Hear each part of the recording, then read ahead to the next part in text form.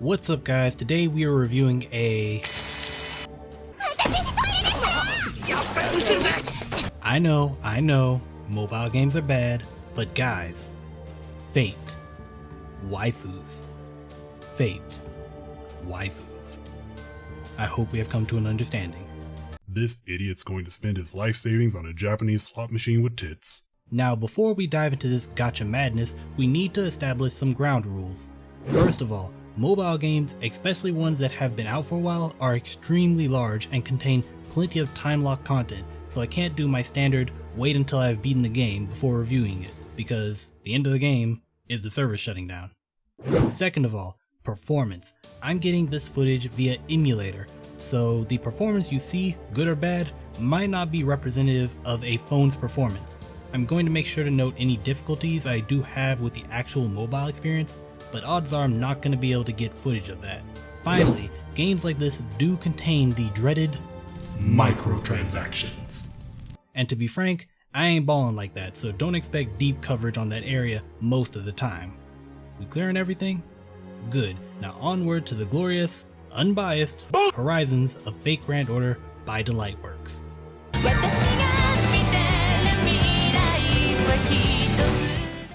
Okay, before I can explain the plot of FGO, it's probably best to give you a rough explanation of the franchise, and listen carefully because this will most likely be the only time in any Fate-based review that I attempt to go over this.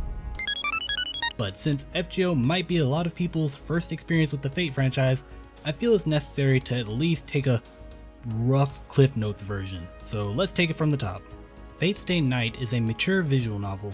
Yes, the franchise started out as an eroge about a magical battle called the Holy Grail War, pitting mages called Masters who summon historical figures called Servants under 6 unique classes: Saber, Rider, Lancer, Berserker, Caster, and Assassin. And they fight against each other in a battle royale to secure a wish from the all-powerful Holy Grail. The story follows Emiya Shiro, who finds himself in the thick of it when the 5th Holy Grail War starts in his town of Fuyuki.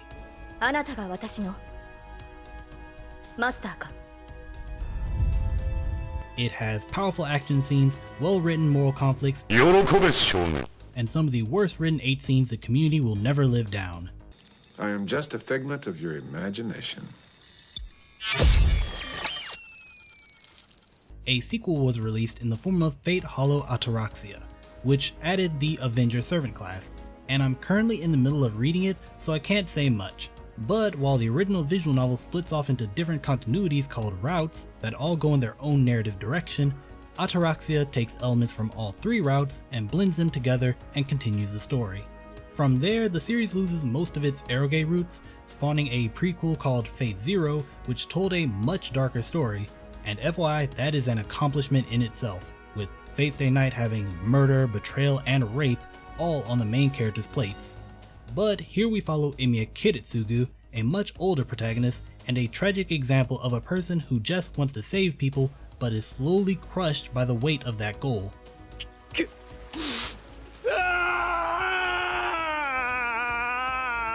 And that's just his origin story. Then the Holy Grail War happened. Then out of nowhere, Fate Prisma Ilya shows up and... What the hell? This one is basically if Ilya, one of the characters from the original Fate Stay Night, was a magical girl, with the servants functioning as card captor style power-ups, and is apparently good enough to get not only an anime, but also 3, count them, 3 sequels, multiple manga expansions, and a goddamn movie. I wonder why. Following that up, we got Fate Extra, a PSP game set in the distant future with the Holy Grail War taking place in cyberspace on the moon. Cocaine is a hell of a drug. This also introduces some of the most popular characters in the franchise. This game actually deserves its own review since it's one of the only games I've seen to actually adapt some of the more detective elements of the original visual novel. The mystery of figuring out which servant your opponent has in order to fight them more effectively. This one got its own sequel, but due to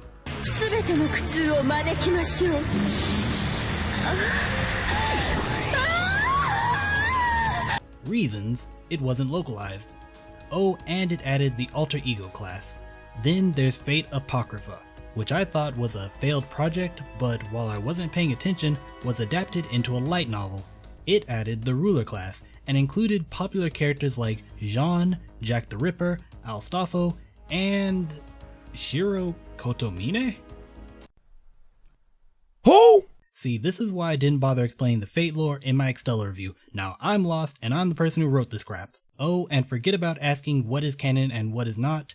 Fate established the idea of parallel universes long ago, so technically speaking, everything is canon.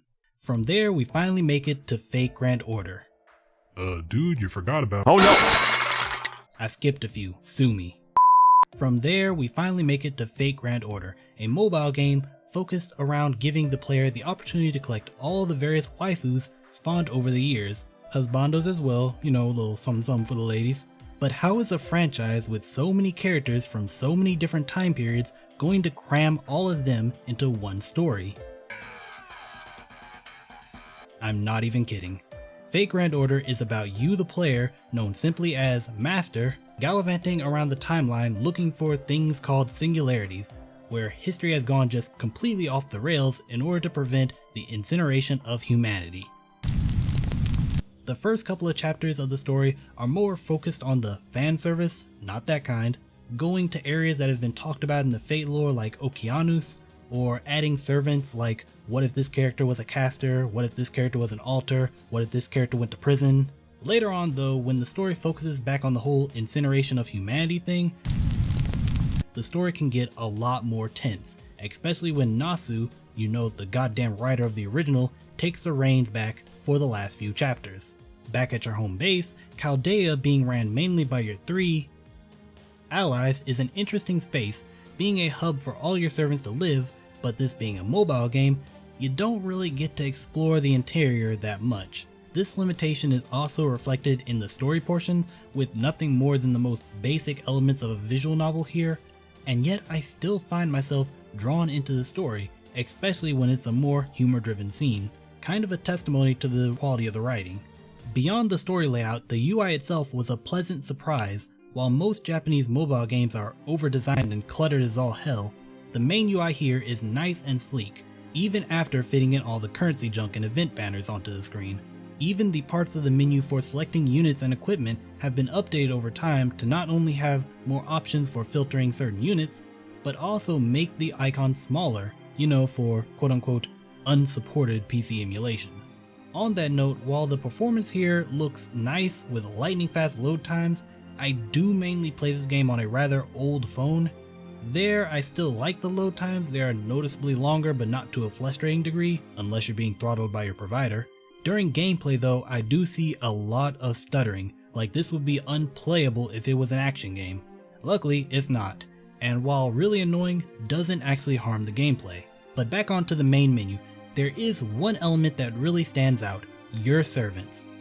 Ultimately, the main appeal of not only this game, but the entire franchise as a whole, servants mean a lot to the fans, with many of them being historians, mythologists, and Rule 63 artists. Obviously you have the massive selection of existing Fate servants, mostly present in one form or another. But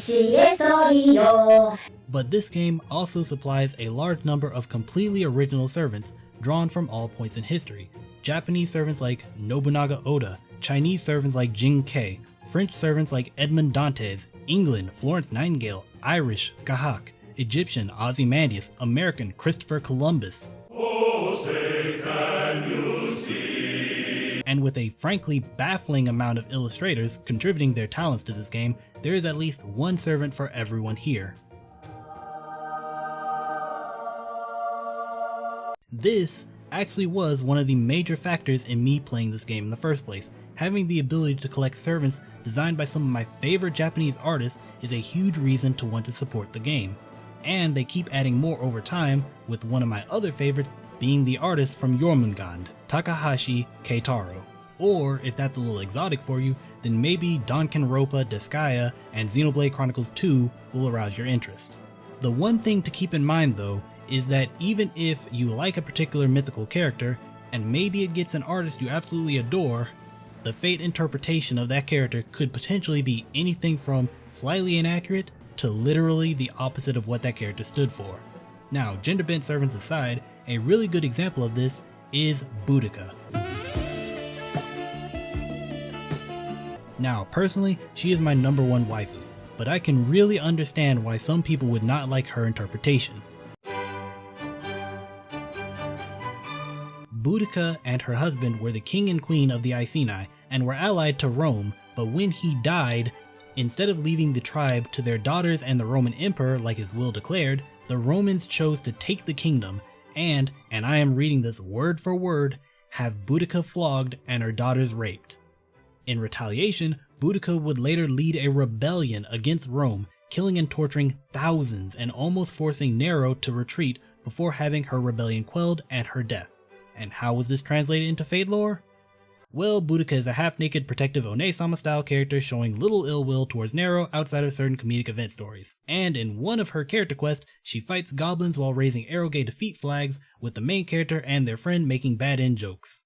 Obviously, some people were not happy. But even if they get everything right from a lore perspective, there is always a chance that the character will suck, and that can hurt your enjoyment as well. Overall, I like the story and the presentation of the game, especially for a mobile title. And I think the incorporation of other artists into the game gives it a lot of broad collecting appeal. But now, let's move on to gameplay so I can explain the combat.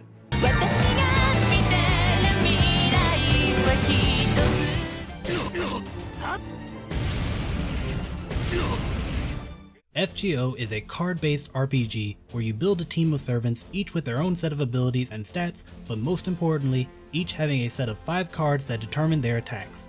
When the battle starts, all the servants' cards are gathered together into a 15-card deck, and the player is dealt out a hand of 5 to choose 3 attacks from. The cards come in 3 flavors: red buster cards that are nice and simple to explain, just hit the red button for massive damage. The blue arts card deals average damage, but more importantly quickly fills a servant's NP gauge, more on that in a second. Finally, the green cards are quick cards that deal little damage but drop crit stars that give your next set of cards a chance to deal critical damage. On top of that, each servant can equip one piece of equipment called craft essences that increase stats or give passive effects. This combat is easy to pick up and play, but is deceptively deep with lots of team building, number crunching, and card counting to maximize your effectiveness in battle. But above all, it just looks really cool. While the early servants released for the game have rather generic looking attacks, as time went by the animation quality really ramped up. I mean, just look at some of this shit.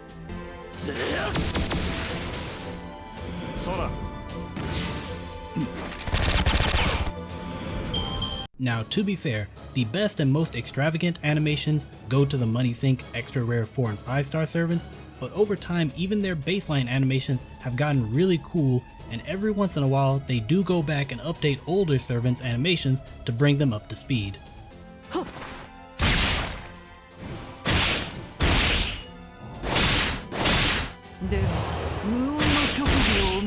Break my fucking neck with your thighs. But if you want to talk over the top, then Noble Phantasms are what we need to go over next. Noble Phantasms are in the Fate universe a servant's most powerful weapon, or famous tool. You know, things like Medusa's eyes, Ku's spear.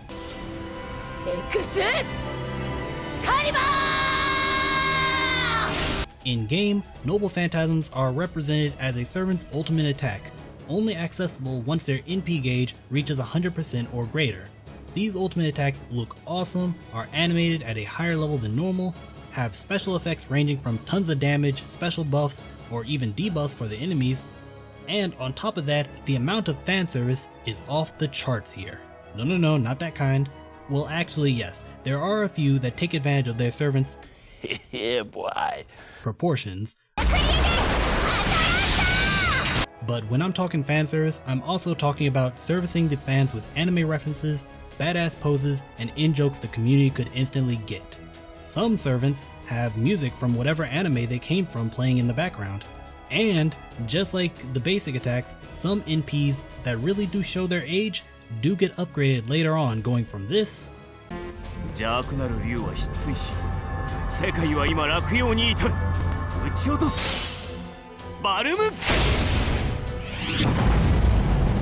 to this.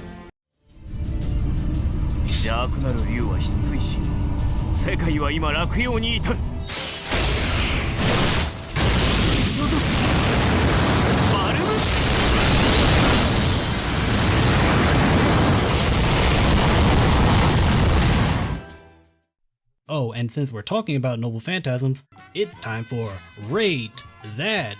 Unlimited Blade Works. And how does this game's version of one of the most popular abilities in the entire franchise hold up? Meh, it's a cutscene. Blade Works. On a general note, the servant's kits, and by extension their NPs, are good at conveying what makes a servant unique and making them feel accurate to whatever lore the game is going with. Now in regards to the actual mechanics, things can get a bit wacky. Some servants' playstyles don't reflect well within FGO's combat, like Berserker Lancelot being built around bulking himself up and shooting his machine gun with his NP, and then going all in with his basic attacks, all roided out destroying his enemies. Sounds good, but due to Berserkers being glass cannons, instead of heroically dueling down enemies, he tends to just get blown over like wet tissue paper. Others, like Archer Ishtar, fare much better, with her being essentially a goddess of beauty, war, and lust, merged with Tosaka Rin.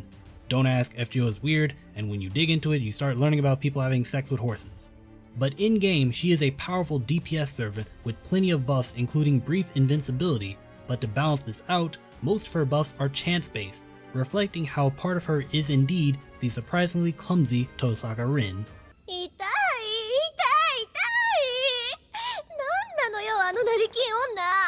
Ultimately, designing most characters with lore over gameplay makes the balance all over the place, but I see this as a fun thing because it means that players aren't pushed all that hard to get the ultra rare servants from the paid gacha, something we will go over in the next section.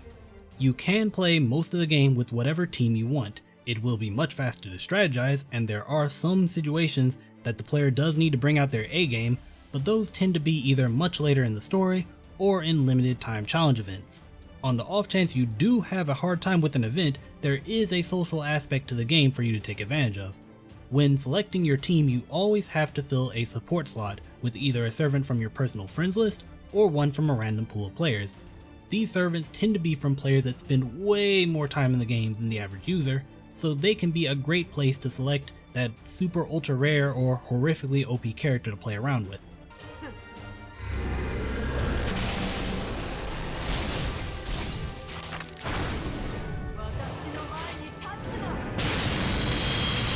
Aside from that, there's not really that much else in regards to social aspects of this game. No parties, no guilds, no PvP. This is hilariously antisocial for a free-to-play game, and I absolutely love it. Now, it's not all sunshine and handjobs in this game, though Shuten probably wouldn't say no. But there are a couple of things that do annoy me and can possibly be deal breakers depending on how you like the game. The first thing is the speed. Oh my god, something you might have noticed from the gameplay is that attack animations feel kinda fast. Well, that's because I have the battle speed set to high. Normally, this is what it looks like.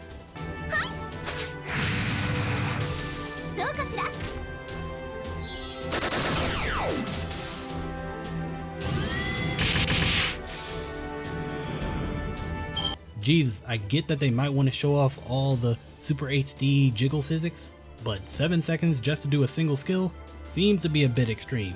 NP animations are much better and actually look really good when played at the slower speed, but they have a different problem.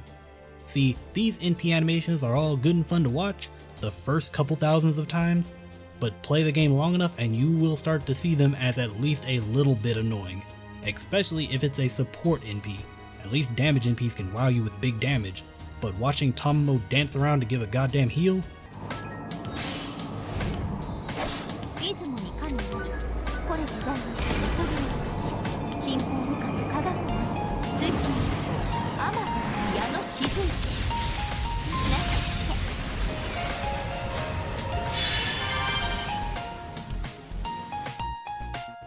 Yeah, and this isn't going to ever change since the former creative director Shiokawa Yosuke has stated that this is a design decision, not an oversight.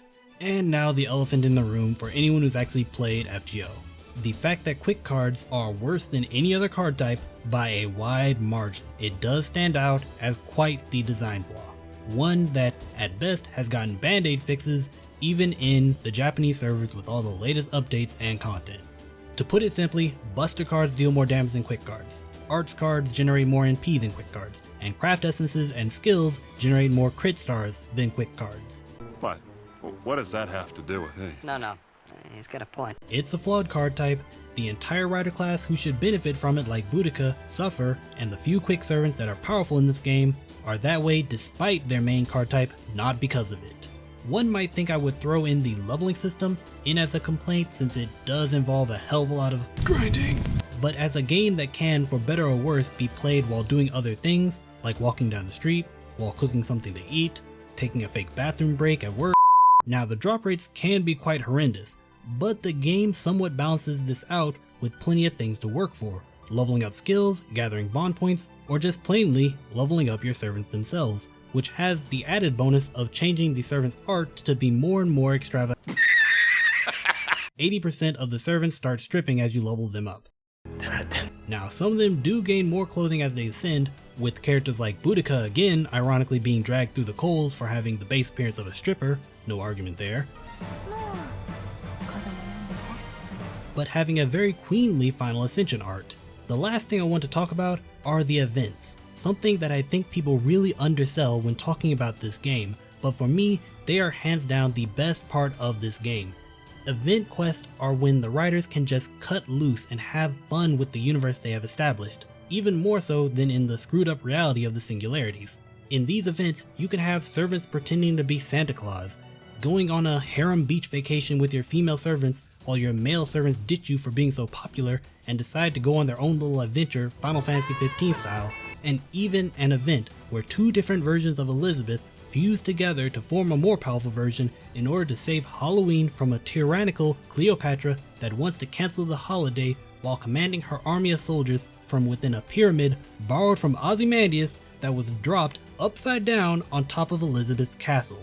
I didn't make any of that up, it's actually in the game. That is what the real strength of Fate Grand Order is. The what ifs, the hypotheticals, the actual fan service. For Christ's sake, there is an entire event about a character from Fate Zero getting a chance to redo the events from that tragic story and give the people whose lives were cut short a happy ending. And to top it off, the events actually do counteract the whole terrible drop rates thing, with plenty of event loot to be used for upgrades. I honestly have nothing bad to say about the events in this game, other than the gachas attached to them, which conveniently enough are the next thing we're going to talk about, since I've been in this section for way too long. Now let's talk about gacha mechanics.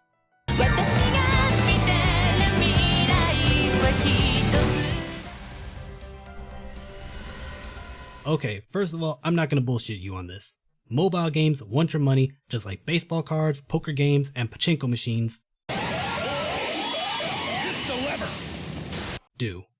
What I'm going to talk about now is what it does to encourage you to spend and how badly it pushes you to do so.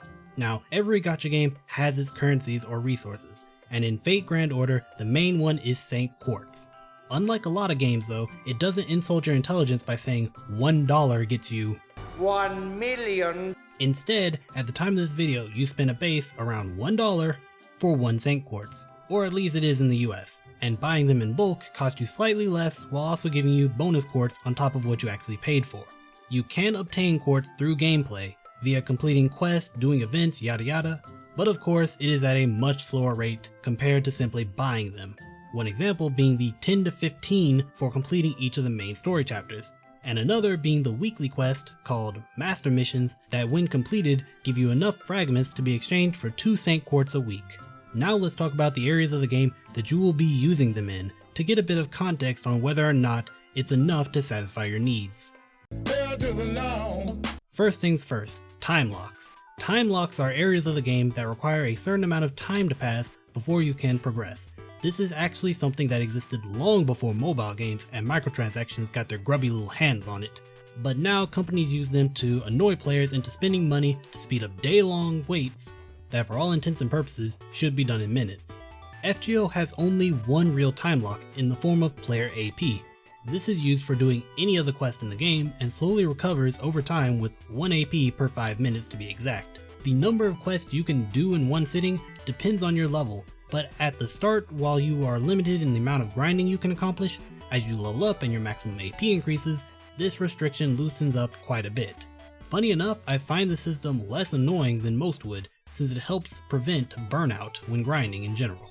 During events though, you will want to play more than what your AP will allow, just to take advantage of those sweet drop rates. And luckily, you can use apples, items that can be found from quests and drops, to restore your AP by varying amounts. You can also use 1 Saint Quartz to restore your AP, but I have never heard of anyone actually doing it, since apples are plentiful and tend to be only used during events. Quartz can also be used in combat to revive all your units in case you're having trouble with the quest, but again, more people would rather just, restart the mission, so I'm not going to waste any more breath on that, and just get to the part that people actually care about.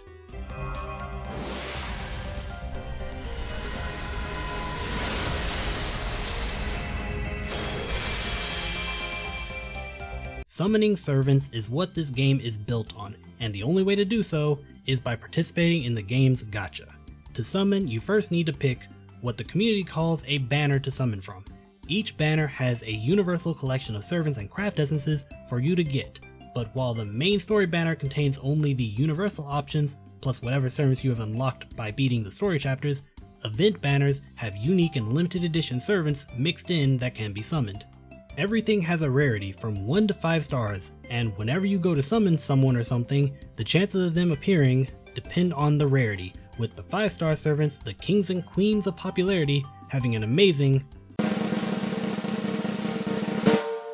1% chance to appear.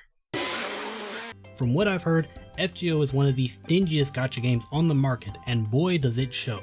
Now you do have the choice to either perform 1 summon with a cost of 3 Saint Quartz and leave yourself completely to the RNGesus, or you do a 10 pull with a guaranteed servant within the 3 to 5 star range and 1 guaranteed 4 to 5 star anything. But a 5-star servant is still 1%, and it costs 30 Saint Quartz. Event banners are slightly better with an increased chance to get whatever is on rate up for that banner, but a 5-star servant is still 1%. This just means if you do roll a 5-star, it has an increased chance of being whatever was on the banner. And before I forget, there is a free summon which uses only friend points gathered by using support servants, but you can't get 4 or 5-star stuff from it, so it's not all that useful, especially since most new servants released go straight into the 4 to 5-star range. To put it bluntly, this game is not on your side when it comes to getting your waifus and husbandos, especially if you play it completely free to play. My personal experience with the system is that I went into FGO as a mostly free to play player with 3 5-star servants in my crosshairs, 2 of which were not on the NA servers at the time. I spent $0 in the game, simply patiently waiting for the Raiko banner, and surprisingly enough, I did get a fair number of 5 and 4-star servants, some of which are very loved by the community. But, and here's the key factor, they were not exactly what I wanted. Getting servants isn't that much of a problem from my perspective. It's getting specifically your waifus that is the problem. Eventually I did make it to the Onigashima event after a moment of weakness, and surprise surprise, after spending way more than I had budgeted for, I finally got a 5-star berserker. It was Ibaraki. That was my sharp reminder that no matter how much money you spend on this game, odds are you're not going to get what you want. I would later go on to get both Tamamo and Ishtar, but Raiko was probably my first true tangle with the dark side of gacha games, so always be wary if you decide to spend. Now it's about time for my final thoughts, but I do want to end this with one last point. Event reruns. FGO's last dirty trick in regards to its gacha is the feeling of missing out. But while a few servants only show up once or twice, most do pop up at least a few times throughout the year, so there is no need to spend your life savings on the first go around for a beloved character. Keep that in mind.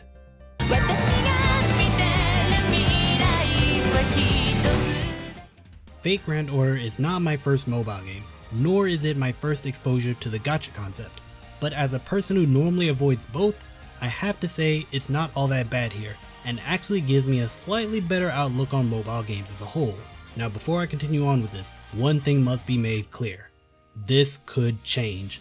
Mobile games are constantly getting updated, and while it's all good and fun with new content, that also means that things can be changed or removed without warning. Your favorite OP character could receive nerfs out of the blue. The most fanservice-y character could be locked in their most conservative outfit. Lolly characters could be Thanos snapped out of existence. Tamamo Cat's Detroit Emu line could be removed. Oh shit, they actually going to do that. My point is, anything can change, so something I talked about in this review could be rendered moot by future updates. The big thing for me is that this isn't a pay-to-win game, it's a pay-to-waifu game. I enjoy the act of building both elaborate team comps centered around a single unit and building meme teams composed of nothing but lore-related servants. The gacha itself is quite painful when hunting for the perfect waifu, but I only took the bait once. Playing it as a pure free-to-play player is quite doable if you're humble enough to take whatever 4 to 5 star servants the game gives you. And the combat is very fun, bolstered by a powerful IP and numerous popular artists. For Fate fans specifically, this whole review is probably moot because most of them have already tried it. But the love and attention put into this game for the fans of the series does overshadow the shady business practices of the mobile market, at least for the most part. Overall, I think FGO is going to be the standard by which I will compare all other gacha games to from now on. So with that, my final rating for Fate Grand Order is going to be, my normal ratings don't really apply to free games, do they?